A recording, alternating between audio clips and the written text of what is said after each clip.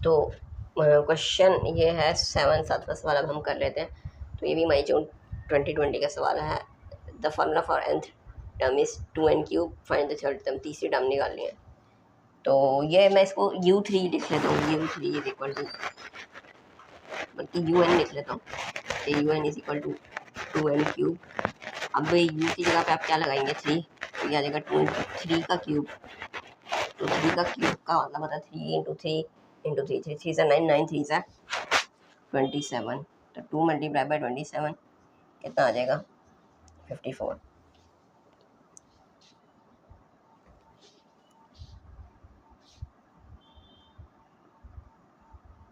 Here are first 4 terms of some other sequence, some sequence। इसी का part number B है। तो किसी सीक्वेंस की टर्म्स दी हुई हैं। टर्म्स क्या हैं 4 3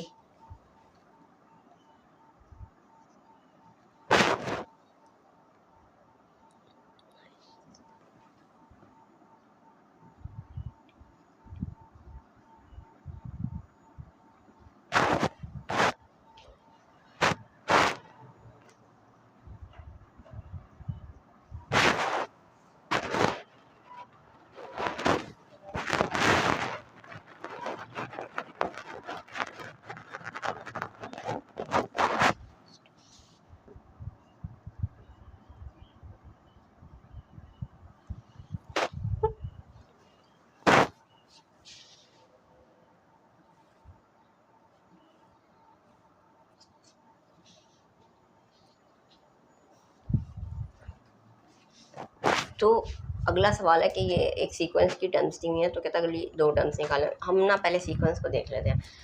ऊपर ये दिया हुआ है नंबर्स, और नीचे ना ये है 3 5। ऊपर पहले ना मैं नीचे वाले को देखता हूँ, ऊपर वाले को देख लें। असल में नीचे वाला बहुत ईजी है। 3 फिर 5 फिर 7 फिर 9, 3 5 7 9। ये क्या है, ऑड नंबर्स हैं, यानी कि 2 2 से इंक्रीज़ हो रहे हैं। 2 तो इसमें 2। तो अगली 9 के बाद क्या आएगा, 9 के बाद अगला ऑड नंबर आता है 11, और उसके बाद अगला और नंबर आता है 13। 11 और 13। ऊपर अब देखें क्या आ रहा है। ऊपर देखें, पहले 4 आ रहा है, फिर 9 आ रहा है, फिर 16 आ रहा है, फिर 25। थोड़ी सी ना प्रैक्टिस चाहिए होती है नंबर सिस्टम की, आपको ये नेचुरल नंबर, होल नंबर ये पता हो, फिर स्केयर्स वगैरह। ठीक है, तो इवन ऑड आप देखें क्या है इसमें। पहले पहले तो ये देखें क्या बराबर बढ़ रहा है। ये 5 बढ़ा है, फिर ये कितना बढ़ा है 7 बढ़ा है, फिर ये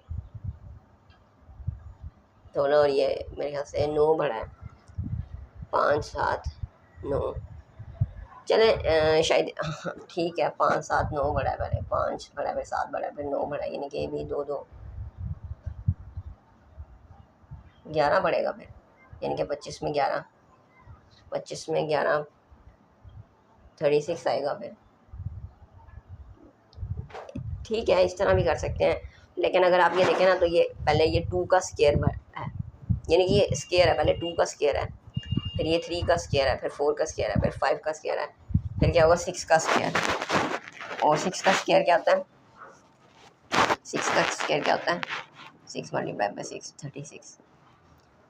और फिर क्या होगा, फिर 7 का स्केयर होगा। तो 7 का स्केयर क्या होगा 49। अच्छा, ये मैं वैसे ही देख रहा था पहले, यानी कि 5 बढ़ा है, फिर 7 बढ़ा है, 9, ये 7 का डिफरेंस है, फिर ये देखें ये 9 का डिफरेंस है, फिर आगे 11 का। तो 25 में 11 जमा करें, 25 जमा 11 कितना आता है 36। तो 36 आएगा, और 36। और फिर ये देखें फिर कितना बढ़ेगा 11 के बाद 5 7 2 2 ज़्यादा बढ़ा ना 13, फिर 13 बढ़ेगा।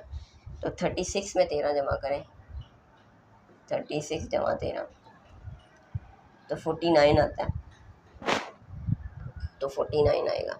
तो ये इस तरह भी हो सकता है, लेकिन ये डायरेक्ट आपको स्केयर्स आपके परफेक्ट होने चाहिए। क्यूब आपके 2 का क्यूब क्या है 8, फिर 3 का क्यूब 27, 4 का क्यूब 64, 5 का क्यूब 125, ये आपके परफेक्ट होने चाहिए बिल्कुल।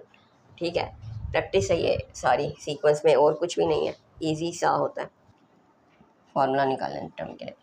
ठीक है। तो नीचे क्या है, नीचे तो 2 से बढ़ रहे हैं। वो स्टार्टिंग कहाँ से हो रही है, 3 से। तो अगर मैं लिखूँ नीचे 2n, तो 2 1 2 और फिर 1 ऐड करना पड़ेगा ना, +1, फिर 2 2 4 4 + 1 5 2 3 6। तो नीचे तो ये लिखना पड़ेगा। ऊपर क्या आएगा, ऊपर आ जाएगा,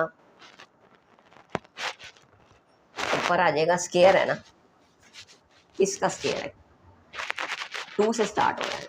तो n मैंने कहा था n आपका 1 से स्टार्ट होना है, क्योंकि देखे ना 1 + 1 2 का स्केयर, 2 का स्केयर 4, फिर 1, फिर 2 + 1 आ जाएगा, 2 + 1 हो जाएगा 3, 3 का स्केयर, फिर 3 + 1 4 का स्केयर। तो हमने 1 क्यों ऐड किया, क्योंकि n 1 से स्टार्ट होता है, लेकिन हमारी पहली टर्म 1 का स्केयर 1 नहीं है, हमारी पहली टर्म 2 का स्केयर 4 है, इसलिए हमें इसमें 1 ऐड करना पड़ा। तो नीचे क्या है, ये आया। अब मैं इसको वैसे क्या लिख देता हूँ कि पहली जब हम n की जगह पे 1 पुट करेंगे, करके देख लेते हैं, n की जगह पे 1 पुट करेंगे तो ये आ जाएगा 1 + 1 का स्केयर, और नीचे आ जाएगा 2 × 1 + 1, तो 1 + 1 हो जाएगा 2, 2 का स्केयर, और नीचे आएगा 2 × 2 + 2 + 1 3, तो आ जाएगा 2 का स्केयर 4 4 1 3। इसी तरह जब 2 पुट करेंगे तो 2 + 1 3, 3 का स्केयर आ जाएगा, और यहाँ पे क्या आएगा 2 2 2 4 4 + 1 5, तो 3 का स्केयर क्या आएगा 9, और 9/5, तो 9/5। इसी तरह 3 के लिए 4 के लिए आप पुट करके देखें तो आंसर हमारा बिल्कुल इंशाल्लाह सही आएगा। तो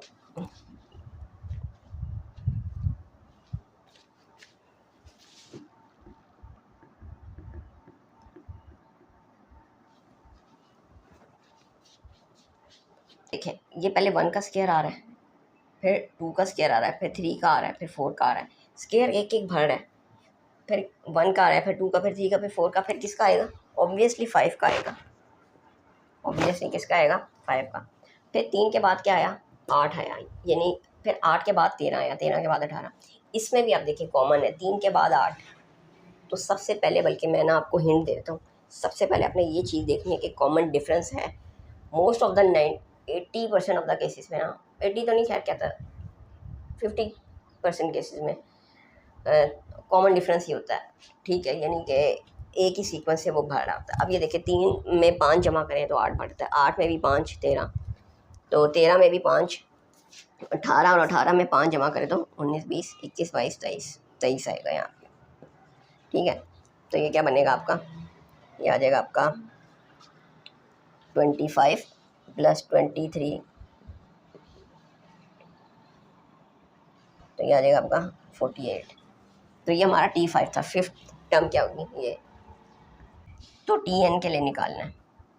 तो ये देखें, ये क्या है 1 का स्केयर, फिर 2 का, फिर 3 का, यानी कि जो वैल्यू है 1 की वैल्यू है तो 1 का स्केयर, 2 की वैल्यू है 2 का स्केयर, 3 की वैल्यू है 3 का स्केयर, 4 की वैल्यू है 4 का, 5 की वैल्यू 5 का। तो जो n की वैल्यू है उसका क्या आ जाएगा, स्केयर आ जाएगा। आगे क्या आएगा, ये देखिए ये 3 आया, ये कैसे आया 3, फिर 5 5 का डिफरेंस बन रहा है, तो ये तो आप ये लिख देना 5n, और मैंने क्या कहा था कि 3 से स्टार्ट हो रहा है, तो 5 1 = 5, और 5 में से कितना कम करें, 2 कम करें तो 3 बनता है ना, ठीक है।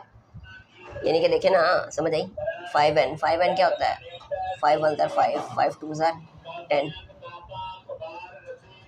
लेकिन हमारी वैल्यू 5 5 से तो बड़ी है, लेकिन पहली वैल्यू क्या 3 है, तो उसके लिए 3 वैल्यू है, तो हमें कितना कम करना पड़ेगा, 2 कम करेंगे तो 3 आएगा, फिर इधर भी 2 कम करेंगे तो अगली वैल्यू 8 आएगी, फिर वही 5 3 = 15, 15 में से 2 कम करें तो 12 आया, तो ये है।